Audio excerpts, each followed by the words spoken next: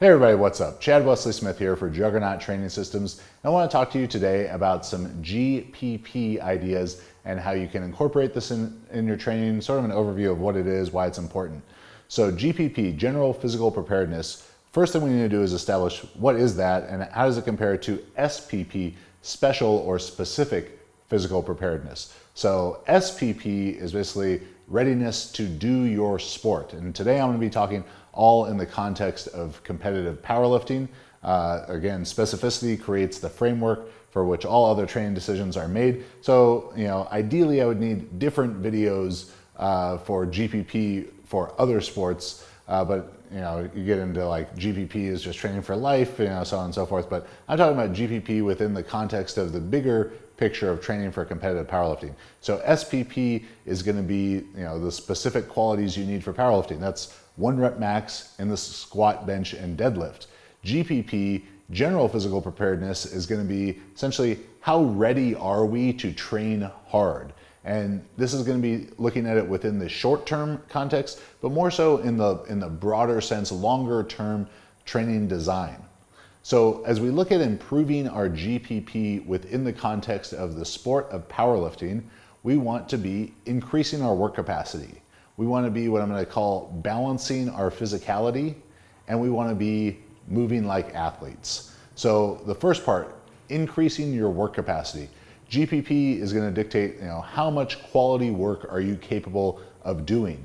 So as you look to raise your GPP, that could be done through training with controlled rest periods. It could be done by increasing the volume, frequency, or density of your training. And it can be done by just increasing your aerobic capacity. So the first part of that we're training with controlled rest periods. If you use Juggernaut AI, you've probably done a bridge block, or at least heard me encourage you to do a bridge block many times before. And bridge block is built all around controlled rest periods, from 60-second rest periods all the way out to 2.5-minute rest periods.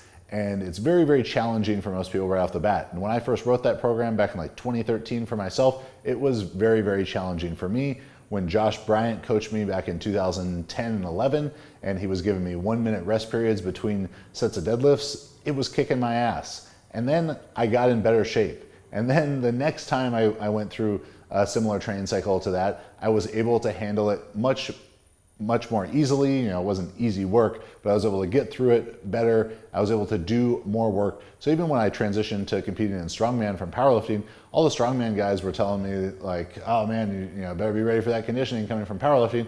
And then they found out, surprise, I had actually been training really hard before with short rest periods. So I had pretty high work capacity, all from those controlled rest periods. So it's easy for powerlifters, whether you're half joking about like anything more than 5 reps is cardio, or how you're out of breath in between these sets, like quit being lazy, get a stopwatch out. You don't need 8 minutes of rest in between sets of squats. Like as you get to the very, very high levels of powerlifting and you're squatting 800 pounds and you're looking at your peaking blocks, yeah, maybe you're going to take 8, 10, 12 minutes rest between those heaviest sets. But in earlier phases with lighter work, be strict, hold yourself accountable, take shorter rest periods. And even though in the short term, the first couple weeks doing that, maybe even the first couple of months doing that, you're having to take a little bit of a step back with how much weight you can use. In the long term, it's going to really drive up how much good work you can tolerate.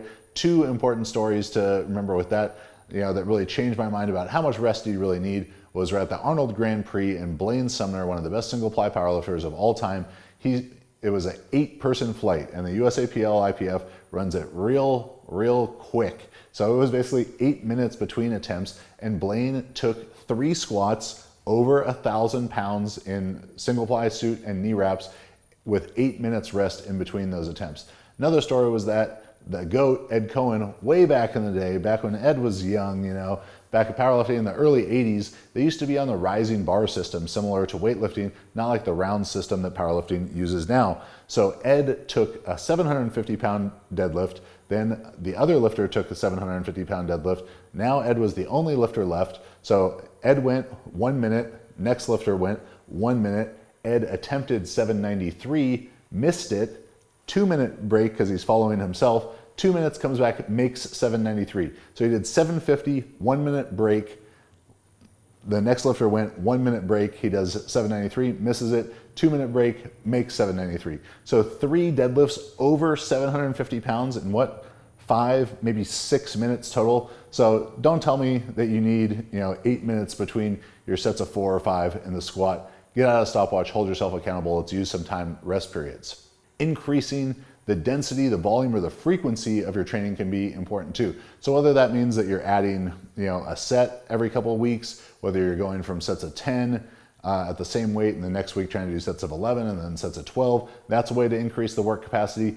If you're trying to do maybe 8 sets of 8, and this kind of goes with the timed rest periods, that the first week you do that, it takes you 25 minutes to do it, and the next week you do it in 22 minutes, and then the next week you do it in 20 minutes, all with the same weight. You've increased your work capacity, you've prepared yourself better for more hard training. And then finally, just aerobic capacity, aka cardio, is going to be beneficial as well. While aerobic capacity is not important for the execution of the sport of powerlifting on a meet day, if your aerobic capacity hopefully isn't holding you back there, as you're probably getting 10 to 15 minutes between attempts, unless you're like the Ed and Blaine stories I just told.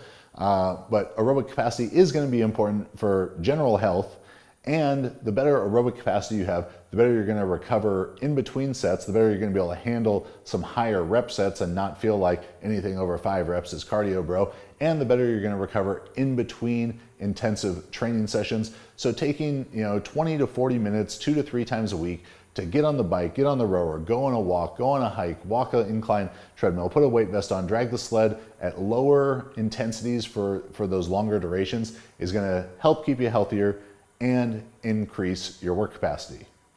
The next thing that we're focused on in our GPP training for powerlifting is balancing out our physicality. So powerlifting is a sport of specificity. Everything is, but powerlifting becomes so overly specific sometimes, and I've been guilty of this myself as an athlete and as a coach, doing too much specific training. And because powerlifting is so biased in its movement patterns towards lumbar extension, through hip external rotation, through anti-rotation, and then through that position of like locking down and back with your scapula, you become so dominant in those positions that when something other than that happens, when a little bit of lumbar flexion does happen, or a little bit of rotation and the bar twists on you a little bit does happen, you have no capacity and no preparation to handle it, and things start to hurt and maybe you get injured. So building in a little bit of the opposite type of training is going to be really important in general phases, maybe in warm-ups, in accessory exercises. So, both Marissa and I have dealt with plenty of back problems, and something that's been really helpful in us for us overcoming those is training those opposite movements. So because we, in powerlifting, you're spending so much time extension, hip external rotation, and fighting against allowing any kind of rotation, introducing a little bit of that has been great for us. So doing exercises like Jefferson curls, like these staggered stance rotational RDLs, like the hamstring activation drills that we do, introducing a little bit of rotation there, internal rotation bias squatting as part of a warm-up or as an accessory exercise in a general phase, and then introducing some amount of rotation, just like a band resisted rotation, different wood chopper type of drills. Those can all be really effective and just give you enough of those. You're not going to be great at them. You're not going to set the Jefferson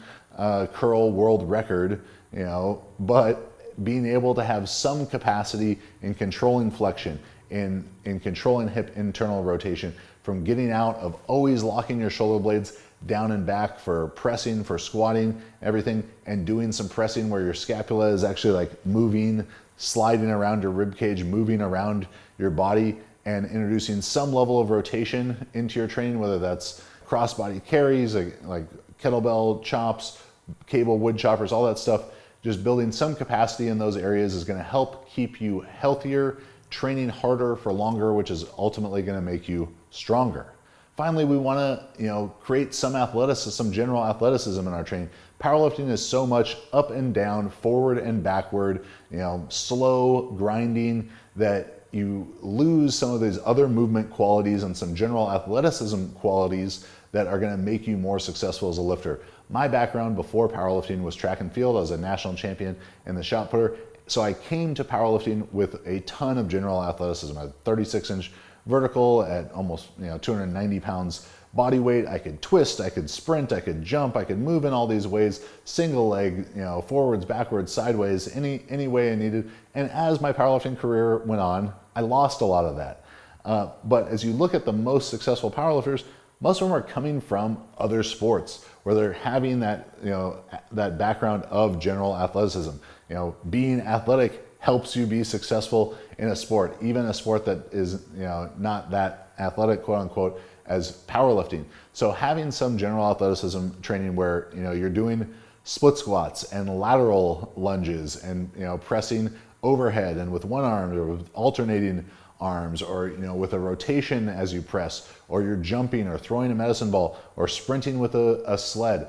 All of those things, not only are they going to make you a better athlete, which is just going to make you more explosive, more easily able to adapt your technique, better reacting to when a lift maybe gets a little bit out of position, and then you can come back and save it. It's also just fun, and it's going to give you kind of the mental break of what tends to be monotonous training. Squat, bench, deadlift, they're pretty close variations. So when should you include this type of training in your program? So I would suggest having a dedicated off-season phase, and I suggest this knowing that it was probably the biggest mistake that I didn't include in my powerlifting career proactively. I was having to include these retroactively after I would either feel burned out or too beat up, that I was like, I gotta change something up. So you want to be proactive about it. Say 2 to 3 times a year, having a 2 to maybe 8 week phase of general training, GPP training.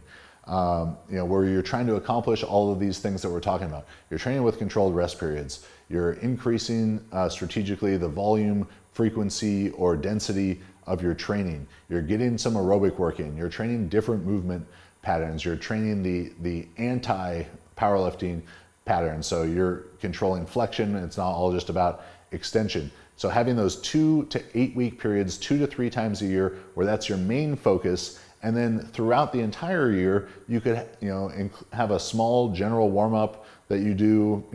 This could be 5-10 minutes, and you're doing these exercises where you're just keeping some of that rotation, keeping some of that flexion control, getting your heart rate up a little bit, doing some jumps, doing some explosive push-up variations, being an athlete, keeping that in as a general warm up throughout the program. Maybe in earlier phases, hypertrophy, which is still fairly general in nature compared to 1 rep maxes. Maybe choosing some of these exercises as your accessories and really trying to push them and trying to build the weight up in things that might seem kind of like corrective exercises or functional exercises. Dare I use such a slanderous word as functional, but you get the idea. You know what I mean when I say that. So GPP, General Physical Preparedness, build that up more, and then you can build up the SPP more, the specific physical preparedness. So they're both important, but the timing of it is important. When you're a week out from a powerlifting meet, dragging a sled isn't gonna make you squat more, but when you're 20 weeks out, dragging that sled might allow you to get a little bit of a mental break from putting a bar on your back, might allow you to feel in a little bit better shape, could maybe have your knees and ankles feeling and moving a little bit better. So all that stuff is important. When you use it is important. How you use it is important. So you can use specific exercises like squat, bench, and deadlift and build some work capacity with controlled rest periods, with increasing volume, frequency, and density. You can introduce some of those other movement patterns in pressing related, pulling related, getting creative, like where you're doing a row kind of under and through and making your scapula move in different ways, and you're just making your body strong overall, generally strong in general phases. And then you can take that to more specific phases, hone your craft, get great technique. Squat, bench, and deadlift, they're not that complicated. You don't need to be practicing them every day, 365 days a year, and not worry about your technique faltering, because you're going to be becoming an athlete who's adaptable and can make those quick technical changes because of your improved general athleticism. So hopefully those thoughts on GPP training help you out a little bit. If you're using the Juggernaut AI app, use the bridge block. There's a reason why we keep telling you to use them. It has this kind of training in there. We're not just telling you that to, because we like the bridge block or bridge block's not a scam. It's an important part of your training. It's gonna be help you stay healthier, help you get stronger over the long term, which is I think really everyone's goal. So hopefully you took something from this. If you did, like the video, subscribe to the channel, share the video. If you want customized training for you, go down the link in the description, check out the Juggernaut AI app. Tens of thousands of lifters have used the Juggernaut AI app to become the strongest versions of themselves, to hit PRs, from beginner lifters all the way up to guys making 2,000 pound totals and people trying to win national championships. It's adapting for everyone in between, so it's going to be helpful for you as well. 2-week free trial at juggernautai.app. Thank you.